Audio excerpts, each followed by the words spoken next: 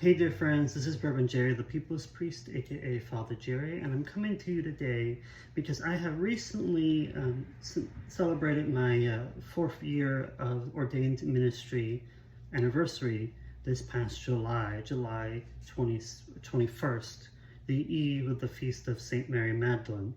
And I thought it would be a good idea, since we just celebrated the anniversary, and because I've gotten a few comments lately and messages from folks on YouTube, on Instagram, on Facebook, and other places about my ministry, that I thought I'd reintroduce myself and give you some fun facts about myself, about this ministry, how things look on the ground on a daily basis, and invite you also to participate in this ministry locally, online, in whatever way, shape, or form that takes for you on your spiritual journey.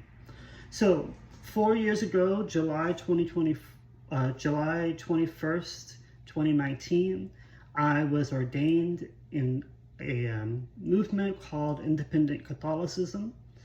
So I was ordained as an independent Catholic priest, and Independent Catholicism is a movement. It is not a denomination. It is a movement that is comprised of a bunch of small, what we call jurisdictions, which are regional gatherings of communities and clergy and laity who all associate themselves with the Catholic tradition. Most of us come out of the Roman Catholic Church, but because of a variety of progressive theologies, progressive political philosophies, or because of the fact that we associate ourselves or come out of targeted communities, whether that's the LGBT community, the women and femme community, trans community, people with disabilities, people of color, have never really felt like there was a home in the Roman Church, or for that matter, in some Protestant denominations like the Episcopal Church or the Lutheran Church or the MCC, the Metropolitan Community Churches, etc. So a movement was started much in the past, long time ago, called Independent Catholicism. And we are a breakaway movement from the Roman Catholic Church because of these progressive values, predominantly progressive values, theologically and as well as politically. And in all practical purposes, we are very similar to the Roman Church in our movement. We maintain 7 sacraments, we maintain apostolic succession, we maintain the devotion to Mary and the saints. Our liturgy tends to follow the Roman pattern, but not always, not across the board. And the main difference is that we reject the teaching that the Pope is has universal jurisdiction, meaning the Pope is over all bishops around the world and all over all communities. And we also reject the claim of papal infallibility. And we do that because prior to the First Vatican Council, which is when those two doctrines, or dogmas rather, were declared, prior to that, those dogmas did not exist. And so the Catholic Church, Universal Church, did not hold those teachings. But the Roman Pontiff decided that he wanted to, during this council, to design these dogmas and proclaim them. And from that point on, the Roman Church adopted the idea that the Pope is infallible and has universal jurisdiction. And that was around the 1700s. And a group of bishops broke away from that and called themselves the Old Catholics because their ecclesiology, their way of doing church, was the old way, the way before Vatican I, before the Pope had universal jurisdiction or papal infallibility. And they eventually formed as a denomination, and they are now called the Union of Utrecht of Old Catholic Churches, and they are predominantly in Europe. Well, over the course of time, things change, and some of their bishops came to the United States and started the movement here. But because the term Old Catholic didn't really make sense in this country, they started to refer to themselves by particular names. And then that eventually grew into a much larger movement that is now to this day called Independent Catholicism. So I'm a part of that movement. I was ordained as an independent Catholic priest. I have all the faculties as a Roman priest would have, though my orders are not considered to be licit in the eyes of the Roman Catholic Church, meaning they're not legal, but they are valid. And so that's a little bit of how that works. But in practice, the People's Priest ministry is called the People's Priest, not because I'm a social butterfly, because ironically, I am quite introverted and a little bit socially awkward, I guess you could say. But it's called the People's Priest ministry because the people, or the peoples, is a phrase that comes out of political philosophy that says that that person or that entity is aligned with the horizontal structure, not with those who are on the top, but those who are on the bottom, the people who are most oppressed, the poor, targeted communities. In our current time, that is LGBT people, people with disabilities, women, people of color, people who are somewhere along the gender spectrum and gender realities. And so when I was ordained and started my ministry, I wanted to align myself with the people. So I called this ministry the People's Priest. And part of that is a theology that says that we go downward, that we rebuttal our culture and our church where everybody wants to climb up, become a bishop, become a superintending presbyter, become a great famous theologian, whatever it might be, or in our society we become, the top level person in our company or organization. We make the most money, we have the most followers online, all that kind of stuff. So this ministry is rooted in the theology of downward mobility, that the best way or the most meaningful way to find what God is doing in the world is to go downward, is to reject the culture's teaching to always strive to be better, to always strive for the best, to always strive for what is the most prettiest, the newest, most fanciest, shiniest thing. It's to say, no, we go downward to be in radical solidarity with those who are most oppressed, neglected, and targeted by both church and society. And in that radical solidarity, we find our calling, we find our vocation.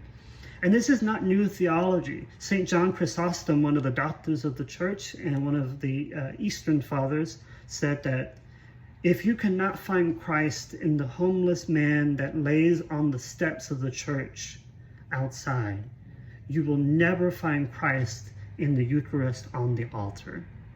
And so this is an ancient way of being church. This is an ancient way of practicing care and concern. By being in radical solidarity, by being in total communion with those that we find it difficult to love, those who we think are smelly and dirty and shouldn't be in the sanctuary, those who maybe have cognitive abilities that are different than ours, maybe those who will never fully understand certain doctrines and dogmas that we believe as Christians, but who just want to know that they are able to be present with you, that they're able to sit with you, that they have a place at the table. And my ministry is trying daily. I'm not always great at it, to be honest, to be totally transparent. I'm not always great at it, and I still have to learn and to practice grace and to allow my heart to be shaped in such a way that allows for God's people to bring the magic that they have that's particular to them. But this ministry is aligned with that purpose. And so on the ground, that looks very different from day to day. Because I have this commitment to radical solidarity, I am not in a parish. I do not have a parish community that I oversee. I do a lot of community organizing. I do a lot of visioning with people and trying to question, what is it that God's already doing here in this space, in this locale? And how can we align with it? How can we get our inspiration, our nourishment, our empowerment from what God has already begun? We are not the experts of all things God related, but we are the practitioners of the radical love of God that says that you and I are the beloved in whom God is well pleased, no matter what. No matter what church, what doctrine, what dogma, what bishop, what priest has told you in the past, you belong because God has deemed it from the very beginning of time that you belong, that you are the beloved. When God created the universe, God said it is good. And when God created humanity, God said it's very good. So goodness is our starting place. So how can we then build communities that are rooted in this truth that we are good, that we are 100%, that there is nothing lacking here, there is no sin here, there is nothing missing here. And then from that, we build a theology that works for us, a theology that liberates, that empowers, that sets people free, that breaks barriers. That's the radical work that then happens when we dare to begin this adventure of faith that God is calling us to. So I try to do that by as a consultant for churches and nonprofits who are doing justice work and compassionate care for folks. I also do that by being a seminary professor and a public theologian, writing theology, asking people these questions about God, about prayer, about spirituality, about what it means to live in the world that we are finding ourselves in, especially in the world that, or in the societies where there's a lot of chaos, there's a lot of trial, there's a lot of crisis. Where is God in the midst of all of that? And what is the God that we are getting to know in the midst of all of that? I also do that by supplying for congregations. Supply just means to fill in for different congregations that are already established.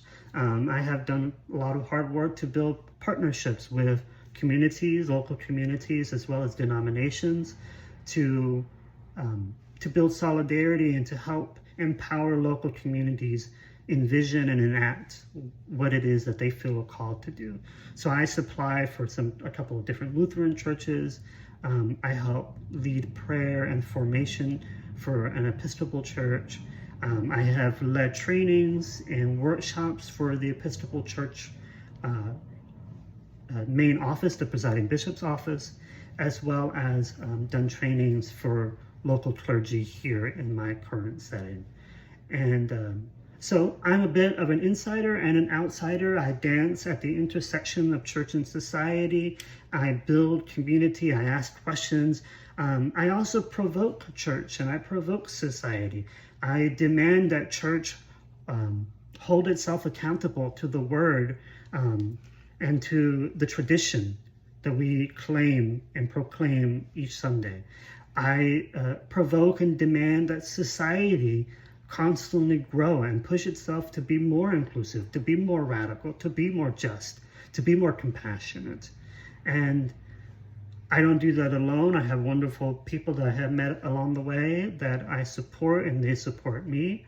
And I also do this here digitally. I have been a pioneer for the past 4.5, actually longer than that, almost 8 years, on the work of digital ministry, trying to take the sanctuary from the inside of the church to the streets, and then from the streets to the screens, so that every molecule of life, every corner of life, every ounce of life is touched by the sacredness, the spark of the divine, and that you can have a chance to see it, even with the zeros and the ones that help make this video possible, and the electrons and the things that are all going off on this video to make this video happen. All of that is a part of the essence of who God is and who we are discovering ourselves to be. So I'm ordained as an independent Catholic priest. My ministry is called the People's Priest. It is rooted in this radical theology of downward mobility, of radical solidarity, and it manifests on the ground in different ways that are quite unique. And I'm enjoying it. These past 4 years have been a beautiful training and blessing and wonderful opportunities that I would never have been able to have if I had stayed in the Roman church and become a Roman Catholic priest. And so I hope that you know this day and every day that you are loved, that you are cherished.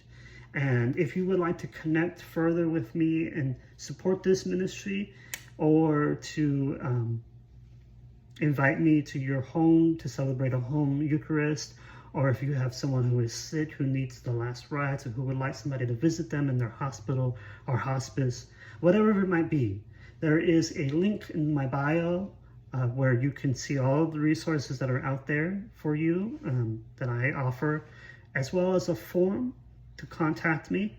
And there's also a form called Pastoral Services. If you click on that, you can fill out that form for whatever it is that you need, and I'll be happy to support you as best as I can. And if I can't do everything that needs to get done, I know lots of people who can help. So remember, in all things, dear friends, that life is short, and we do not have much time to gladden the hearts of those who journey with us. So be swift to love, make haste to be kind, and the blessing of the God who is the God of peace, the nonviolent Christ, and the liberating Spirit be with you this day and forevermore. Amen.